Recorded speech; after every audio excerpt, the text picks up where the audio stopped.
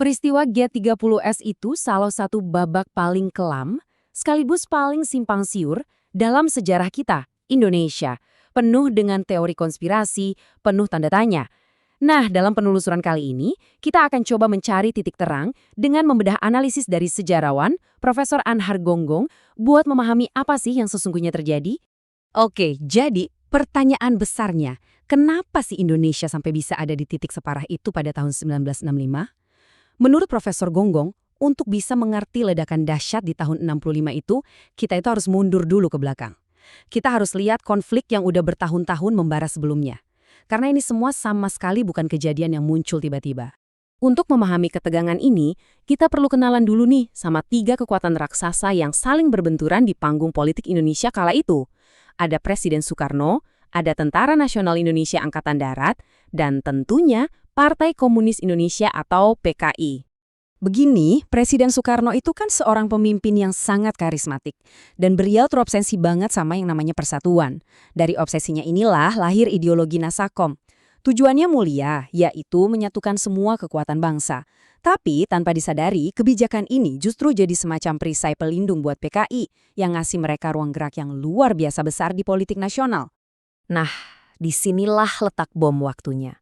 Di satu sisi ada Angkatan Darat yang punya dendam kesumat. Mereka nggak pernah lupa dan nggak akan pernah maafin PKI soal peristiwa Madiun tahun 48. Tapi di sisi lain, ada PKI yang justru makin berani, makin menjadi-jadi karena merasa dilindungi oleh Soekarno. Ini menciptakan konflik yang mustahil buat didamaikan. Dan jangan lupa, semua drama di dalam negeri ini terjadi di tengah panggung yang jauh lebih besar. Perang Dingin. Persaingan global antara Amerika Serikat dan Uni Soviet ini mengubah Indonesia jadi semacam medan pertempuran. Semua pihak mau menanamkan pengaruhnya di sini, dan ini jelas makin memperkeruh suasana yang sudah panas.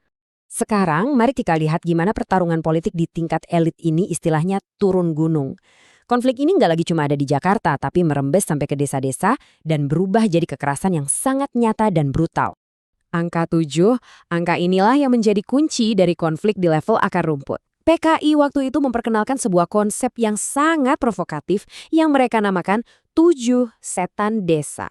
Jadi, siapa sih 7 setan desa ini menurut PKI? Iya, mereka adalah para pemimpin lokal, kepala desa, para ulama, tokoh masyarakat. Menurut PKI, mereka-mereka inilah yang jadi penghalang utama. Semacam duri dalam daging yang menghalangi jalan PKI untuk menguasai pedesaan. Ini akhirnya memicu konfrontasi langsung, perebutan tanah, dan kekerasan. Dan konflik ini jadi benar-benar kejam. Ini bukan lagi soal politik, tapi sudah jadi soal nyawa. Kutipan dari Profesor Gonggong ini menggambarkan betapa brutalnya situasi saat itu. Beliau bilang menceritakan nasib beberapa tokoh agama, ada yang dikubur hidup-hidup. Ini menunjukkan tingkat kekerasan yang terjadi. Dan tibalah kita di titik puncaknya, di malam yang akan mengubah arah sejarah Indonesia untuk selamanya. Sebuah peristiwa yang oleh PKI sendiri dinamakan Gerakan 30 September atau G30S. Setiap gerakan besar kan butuh pembenaran, butuh alasan. Nah, menurut Profesor Gonggong, PKI menciptakan dan menyebarkan alasan mereka sendiri. Mereka menghembuskan isu adanya Dewan Jenderal yang katanya mau mengkudeta Presiden Soekarno. Isu inilah yang mereka pakai sebagai dalih untuk bergerak lebih dulu, untuk menyerang lawan utama mereka, yaitu para petinggi Angkatan Darat. Malam itu, semuanya terjadi begitu cepat dan kejam. Targetnya sangat jelas, para jenderal Angkatan Darat yang paling keras menentang PKI. Mereka diculik, lalu dibunuh. Setelah itu, para pelaku mencoba menguasai narasi. Lewat siaran radio nasional, mereka mengumumkan aksinya seolah-olah mereka ini adalah pahlawan yang baru saja menyelamatkan presiden. Upaya kudeta itu kita tahu, gagal total. Tapi justru kegagalan inilah yang memicu efek domino. Sebuah reaksi berantai yang pada akhirnya meruntuhkan rezim yang lama dan melahirkan sebuah tatanan yang sama sekali baru. Di tengah kebingungan dan kekosongan kekuasaan, muncullah satu sosok, Jenderal Soeharto. Dia bergerak cepat, mengambil kendali, dan dengan tegas menunjuk PKI sebagai dalangnya. Profesor Gonggong juga mencatat satu hal penting. Soeharto itu secara pribadi tahu kalau pemimpin G30S, Letkol Untung, adalah orang yang punya hubungan dekat dengan PKI. Kalau kita lihat lini masanya, peralihan kekuasaan ini terjadi dengan sangat cepat.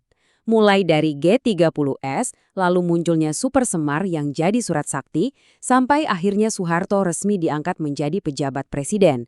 Semua itu terjadi hanya dalam kurun waktu kurang dari 18 bulan. Peta politik Indonesia berubah total. Dan sementara para elit politik saling berebut kuasa, kondisi negara dan rakyat, wah bener-bener parah. Inflasi meroket gila-gilaan, sampai 600%.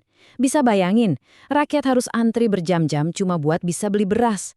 Kekacauan ekonomi inilah yang jadi latar belakang dari lahirnya kekuasaan yang baru. Oke, Orde Baru pun berdiri. Narasi resmi sejarah ditulis dan ditetapkan. Tapi ceritanya kan nggak berhenti sampai di situ. Selama puluhan tahun setelahnya, banyak pertanyaan, banyak teori-teori lain yang terus hidup dan jadi perdebatan sampai sekarang. Nah, mari kita bahas beberapa teori yang paling sering kita dengar.